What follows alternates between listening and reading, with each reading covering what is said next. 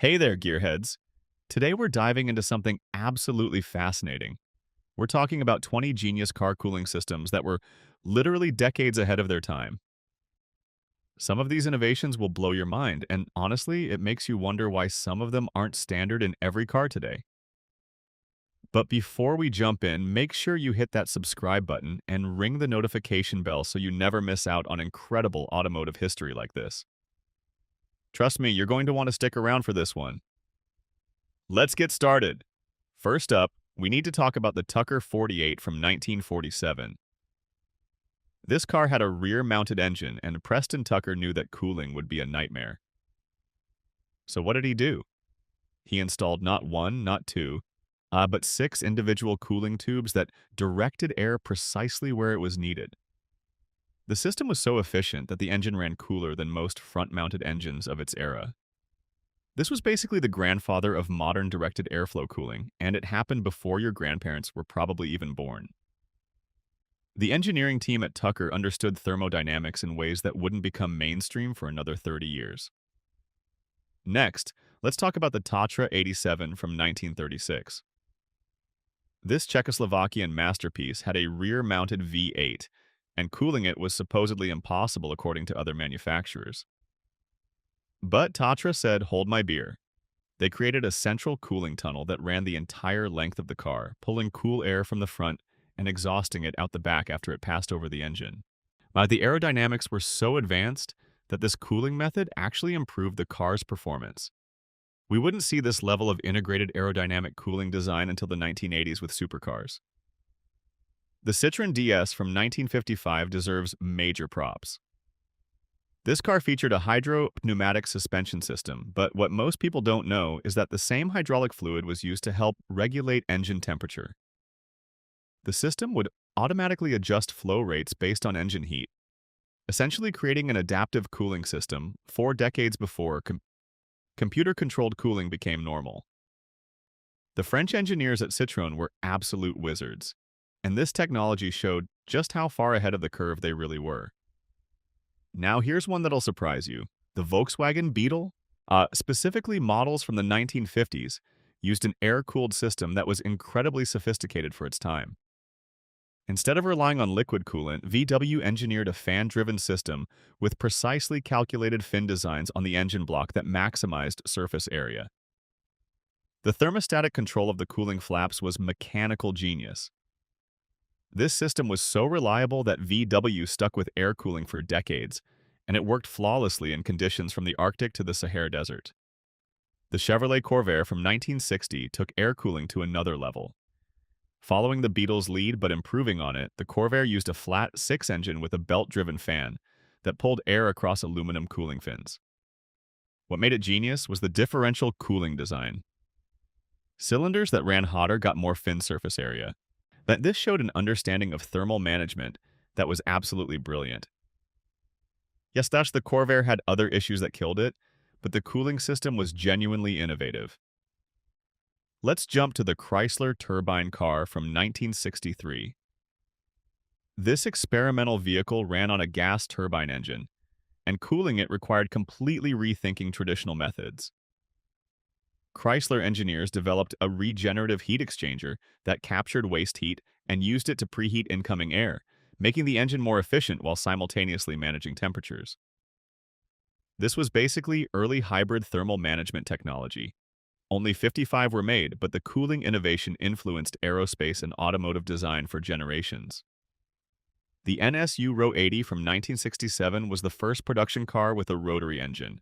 And cooling a rotary presented unique challenges. NSU developed a liquid cooling system with multiple circuits that cooled different parts of the engine at different rates. The rotor housing needed more cooling than other components, so they got dedicated flow. This multi-zone cooling approach wouldn't become common in conventional engines until the 2000s when engineers started cooling cylinder heads and blocks at different temperatures for efficiency. Here's a cool one. The AMC Pacer from 1975 had massive windows and a huge glass area, which meant solar heat was a serious problem. AMC developed an oversized cooling system with a larger than normal radiator and a unique fan clutch system that could move way more air than similar-sized Babad cars. That they basically over-engineered the cooling to compensate for the greenhouse effect of all that glass. It was inefficient by today's standards, but the forward thinking about cabin climate management was genuinely ahead of its time. The original Honda Insight from 1999 was a hybrid, and Honda had to cool both a gas engine and an electric motor. They developed an integrated cooling system that used the same radiator for both power sources, but with separate circuits and a control valve that prioritized whichever needed cooling most at any given moment. This intelligent thermal management system predated the sophisticated battery cooling we see in modern EVs by nearly 2 decades. The BMW E32 from 1981 introduced electric engine cooling fans controlled by the engine computer. This might not sound revolutionary now, but back then, mechanical fans driven by the engine were standard. BMW's system only ran the fan when needed, improving efficiency and reducing parasitic power loss. This was one of the first mainstream applications of computer-controlled cooling, and it paved the way for the complex thermal management systems in every modern car. The Porsche 959 from 1986 was a supercar with a twin-turbo flat-six that generated insane heat. Porsche developed a water-cooled system for the turbos separate from the main engine cooling, plus oil coolers mounted in the front bumper with dedicated ducting. They also used the rear wing to help extract hot air from the engine bay. That this multi-system approach to cooling different components at different rates was Formula One level engineering in a street car. The McLaren F1 from 1992 took cooling obsession to new heights. Gordon Murray's team lined the entire engine bay with gold foil to reflect heat away from critical components. They used multiple radiators positioned strategically around the car, and the fan system could move absolutely massive amounts of air. But the genius part was the ground effect aerodynamics that created low pressure zones to pull hot air out from underneath. This passive cooling assistance through aero design was decades ahead. Now let's talk about the General Motors EV1 from 1996. This was a pure electric vehicle, and GM had to figure out how to cool batteries when nobody else had really done it at scale. They developed a liquid cooling system with a glycol mixture that circulated around the battery pack, keeping cells at optimal temperature. The system could also heat the batteries in cold weather. This thermal management approach is basically what Tesla and other EV makers use today, but GM figured it out in the mid-90s. The Audi A8 from 2003 introduced aluminum space frame construction, but it also pioneered stratified cooling. The system cooled the cylinder head at a different temperature than the block, keeping the head cooler for better performance and the block warmer for efficiency. Electronic controls managed multiple thermostats and pumps. This wasn't just advanced, and it was the template for modern engine thermal management that balances performance, efficiency, and emissions. The Nissan Leaf from 2010 doesn't get enough credit. While other early EVs struggled with battery heat issues, Nissan developed a passive air cooling system for the battery pack that required no additional power. Air flowed naturally around the cells, and the pack design maximized surface area for heat dissipation. Later versions added liquid cooling, but that original passive design was brilliant in its simplicity and showed that sometimes less is more when the engineering fundamentals are right. The Koenigsegg Agera from 2011 featured a cooling system that was absolutely insane. Multiple radiators, dedicated oil coolers, transmission coolers, and intercoolers for the twin turbos all integrated into an aerodynamic package that used active airflow management. Flaps and vents opened and closed based on cooling needs and speed. This active aero cooling was like having a living, breathing thermal management system that adapted in real time. The MWI3 from 2013 introduced a heat pump system for cabin climate control that also managed battery temperature. Instead of using resistive heating that drains batteries, the heat pump moved thermal energy around efficiently. In cold weather, it could pull heat from the electric motor and battery to warm the cabin, and in hot weather, reverse the process. This integrated approach to thermal management across all vehicle systems was genuinely revolutionary. The Tesla Model S introduced in 2012 deserves mention for its massive liquid-cooled battery pack with individual cooling ribbons between cells. The glycol mixture circulated through a complex network of channels, and the system could both cool and heat the pack as needed. Tesla's battery thermal management became the gold standard, And the company's obsessive focus on keeping batteries in the optimal temperature range is a huge reason their packs last so long and perform so well. The Chevrolet Corvette C8 from 2019 has a mid-engine layout, which creates cooling challenges. Chevy developed a completely new architecture with multiple radiators in the front corners, dedicated cooling for the transmission and differential, and a sophisticated ducting system that routes air through the chassis. The engine bay has heat extractors that use aerodynamics to pull hot air out at speed. It's an incredibly complex system that manages heat from multiple sources while maintaining supercar performance. Finally, let's talk about the Rivian R1T from 2021. This electric truck has to cool batteries during hard acceleration, while towing, and during off-road use when airflow is minimal. Rivian developed a robust liquid cooling system with redundant pumps, multiple heat exchangers, and an underbody battery pack design that maximizes thermal mass. The system can even precondition the batteries before fast charging to optimize charging speed. It's the culmination of decades of thermal management evolution. So there you have it, 20 absolutely genius car cooling systems that were way ahead of their time. From the Tucker's directed airflow in the 40s to modern EV thermal management, engineers have always pushed boundaries to keep our cars running cool. Which one surprised you the most? Drop a comment below and let me know. And hey, if you learned something today, smash that like button and share this video with your car-loving friends. Don't forget to subscribe for more awesome automotive content. Thanks for watching, and I'll catch you in the next one. You know, what really fascinates me about all these cooling systems is that they represent something much bigger than just keeping engines from overheating. They represent human ingenuity and the constant drive to solve problems in creative ways. Engineers looked at the fundamental challenge of heat management and said, we can do better, and they did. Over and over again throughout automotive history, they found ways to improve upon what came before. When you really think about it, cooling systems are invisible heroes. Most people don't pay attention to them unless something goes wrong, but they're working constantly, managing thousands of degrees of thermal energy every single time you drive.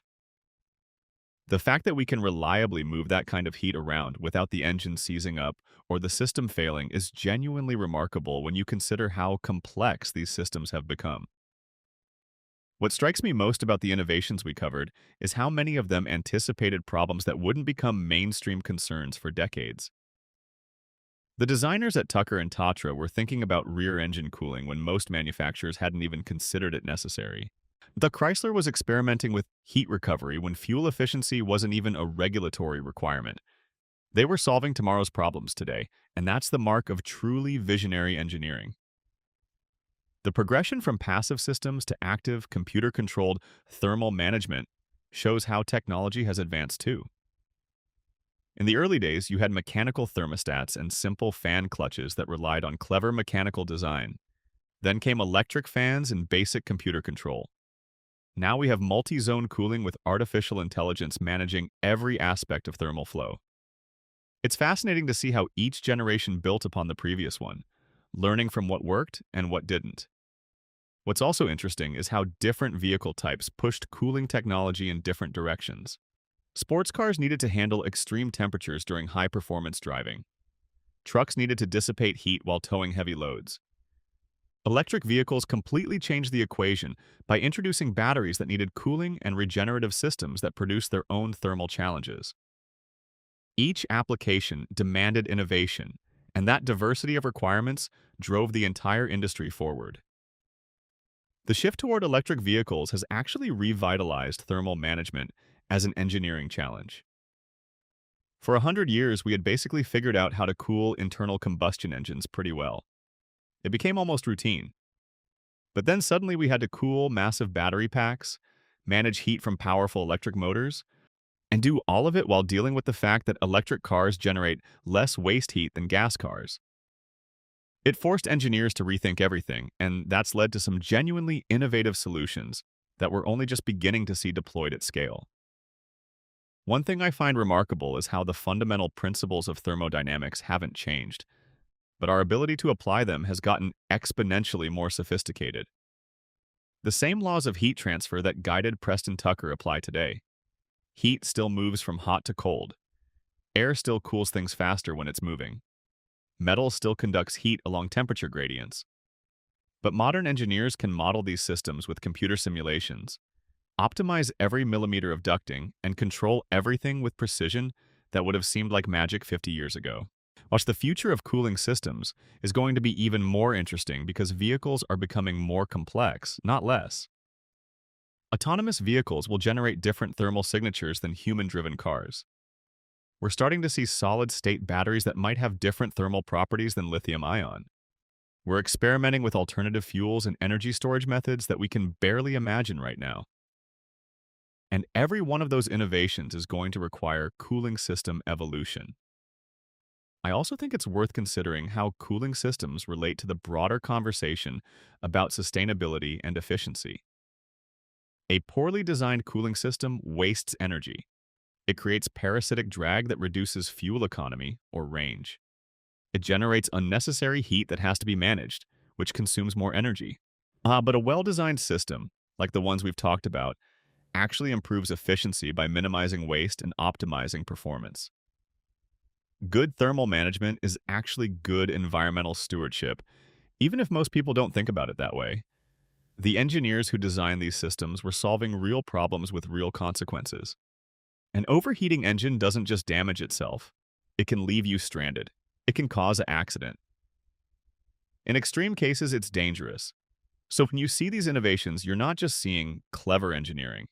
You're seeing solutions to problems that matter deeply to people's safety and reliability. That's what makes automotive engineering so compelling to me. It's not abstract or theoretical. It's practical problem solving that makes real-world products work better. But looking back at all these systems, I'm struck by how many of them are still relevant today. The principle of stratified cooling that Audi pioneered is now standard practice across the industry. The liquid-cooled battery packs that GM developed in the 90s are basically what every EV manufacturer uses now. The aerodynamic cooling ducts that Porsche pioneered are everywhere in modern supercars. These innovations didn't become obsolete. They became foundational. That's actually a great reminder that sometimes the best innovations are ones that stand the test of time. They're not flashy or complicated for the sake of complexity. They solve real problems in elegant ways that continue to work as technology around them evolves. The companies that figured that out, that focused on fundamentals first and then added sophistication on top, they're the ones whose ideas still influence design today. So, as we wrap up this deep dive into cooling systems, I want to leave you with this thought. Every system in your car, from the cooling system to the electrical system to the suspension, represents generations of engineers solving problems, learning from failures, and pushing technology forward. The next time you drive, think about all the invisible work that's happening under the hood to keep your vehicle running smoothly. It's pretty amazing when you really pay attention to it. If this video got you interested in automotive thermal management or engineering history, please let us know in the comments. We'd love reading your thoughts and hearing what topics you want us to cover next. And if you know of any other fascinating cooling systems or automotive innovations that we missed, drop those in the comments too. This community is all about learning from each other and sharing knowledge about cars. Thank you so much for watching all the way to the end. Your support means everything to us and keeps us making content about the incredible engineering that goes into our vehicles. If you haven't already, please subscribe to the channel and turn on notifications so you never miss a video. We've got so much more automotive history and engineering deep dives coming your way, and you're going to want to see them. Thanks again for being here, and I'll see you in the next one. Keep it real and keep those engines cool.